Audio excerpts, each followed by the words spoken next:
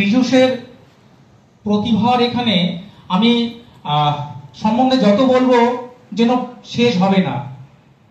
পীযূষ একাধারে রাজবংশী এবং বাংলা ভাষায়, বাংলা সাহিত্যের একাধারে এত সুন্দর সুন্দর লেখনী তার আমাকে অন্ততপক্ষে আমাকে মোহিত করে তোলে।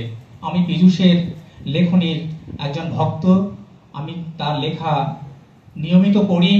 পীযূষের যে লেখাগুলো রয়েছে, সুতরাং শীষ দিলাম, ভাঙা মানুষের রিংটোন, আমন ধান ও নিসর্গ সারিন্দা, শামুকের হুর পাও দেশি জোনাক, বাউ ছিটা, আমা ছামা চান।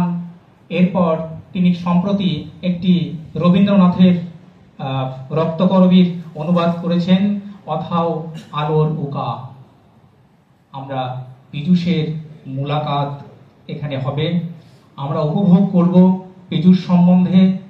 আমরা পীযূষকে যারা আমরা জানি না আরো নতুন করে আবিষ্কার করব। এরপর রয়েছে আমার খুব কাছের জয় দাস, আমি জয় করেই ডাকি, জয় দাস, দিনহাটা কলেজের অধ্যাপক। কিন্তু এটা তার বড় পরিচয় নয়। সেই রামানন্দের যে রামানন্দ সম্বন্ধে যেমন চৈতন্যদেব বলেছিলেন, এহ বাহ্য আগে কহবার, এহ বাহ্য আগে কহবার বলতে গিয়ে বলতে হয় তিনি হচ্ছেন এই মুহূর্তে একজন, বলা যেতে পারে আমাদের কাছে, আমাদের উত্তরে একজন প্রতিষ্ঠিত কবি এবং গল্পকার এবং গবেষক। জয়ের অসংখ্য লেখালেখিগুলো রয়েছে, তার মধ্যে আমি দু একটি কথা বলি। যতদূর দেখাবে দেখব, মিথ ও প্রেম, যে আঙ্গুল ছুঁয়েছিল তোমায়, এবং আরেকটি ও লেখায় হাত দিয়েছে বোধহয়, সম্ভবত না হয়ে গেছে, ছোটবেলাকার ছোট কথা, আমাদের বাণীশ্বর পর্ব নিয়ে লিখছে। যে এই ধরনের স্মৃতিকথা বাংলা সাহিত্য, আমাদের উত্তরের বাংলা সাহিত্য এবং এই অঞ্চলের সাহিত্যের মধ্যে তেমন বোধহয় স্মৃতিকথা বা এই ধরনের লেখাগুলো খুব কম রয়েছে। যাই হোক, জয় দাসের সম্বন্ধে আরো মুলাকাত হবে, আমরা তার সম্বন্ধে জানবো। আমি প্রত্যেক যারা রয়েছেন এই মুহূর্তে মঞ্চে যারা রয়েছেন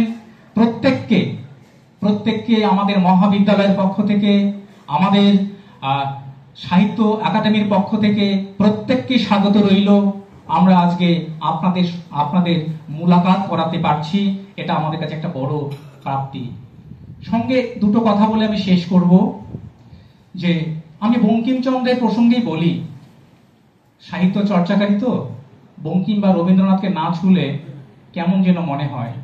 বঙ্কিমচন্দ্র একটা প্রবন্ধে লিখেছিলেন যে গঙ্গায় ও ভাগীরথীতে তিনি ধরুন ঘুরছেন বা ভ্রমণ করতে করতে তার মনে হয়েছে যে না, এই ভাগীরথীর এত সুন্দর পরিবেশে আমি মিল্টন পড়ি না, আমি অন্তত পক্ষে মধুসূদনের মেঘনাদ বধ পড়ি। কোনো কিছুতেই তার মন ভরে উঠছিল না। শেষে যখন দূর থেকে ভাটিয়ালি সঙ্গীত আসছিল, তার হৃদয় ছুঁয়ে যাচ্ছিল। আমরা অন্ততপক্ষে আমার ক্ষেত্রে বলি, অধ্যক্ষ হিসেবে নানা জায়গায় আমাকে যেতে হয়, এইভাবে প্রারম্ভিক বা স্বাগত ভাষণ দিতে হয়, কিন্তু সেই সব অনেক ক্ষেত্রে আমাকে যান্ত্রিকভাবে উপস্থিত হতে হয়। কিন্তু বিশ্বাস করুন, আজকের যে অনুষ্ঠানটি, সেই ভাটিয়ালি সঙ্গীত যেরকম বঙ্কিমকে সেই ভাগীরথীর তীরে মোহিত করেছিল, আমাকেও কিন্তু মোহিত করছে। রূপ রস বর্ণ গন্ধের মুলাকাত আমি আস্বাদন করব বলে।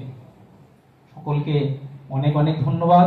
আমার প্রত্যেকটি সহকর্মী, আজকের যে মর্যাদাপূর্ণ একটি অনুষ্ঠান সাহিত্য একাডেমির, সকলেই খাটাখাটি করছে এটাকে সফল করবার জন্য।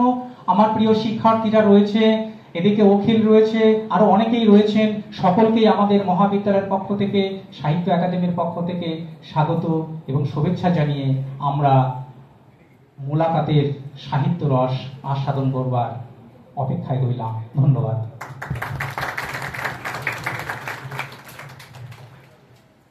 অত্যন্ত সুন্দরভাবে আজকের এই সাহিত্য সভার, সাহিত্য আড্ডার গুরুত্ব আমাদের সামনে তুলে ধরলেন এই মুলাকাতের মুখ্য উদ্যোক্তা, বানেশ্বর সারথীবালা মহাবিদ্যালয়ের অধ্যক্ষ সম্মাননীয় ডক্টর নরেন্দ্রনাথ রায় মহাশয়।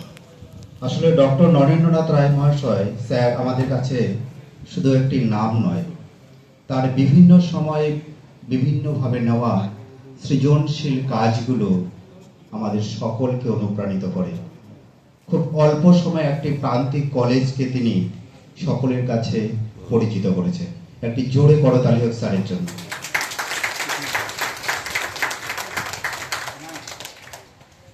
কবিগুরু রবীন্দ্রনাথ ঠাকুর একদিন সমুদ্রের প্রান্তে বসে উপলব্ধি করেছিলেন, আমি পৃথিবীর শিশু বসে আছি তব উপকূলে।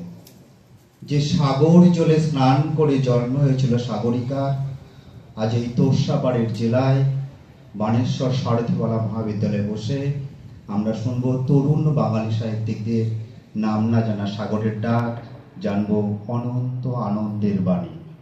এবারে মূল্যবান বক্তব্যের জন্য আমন্ত্রণ জানাই অনুষ্ঠানের সম্মানীয় অতিথি, এই মহাবিদ্যালয়ের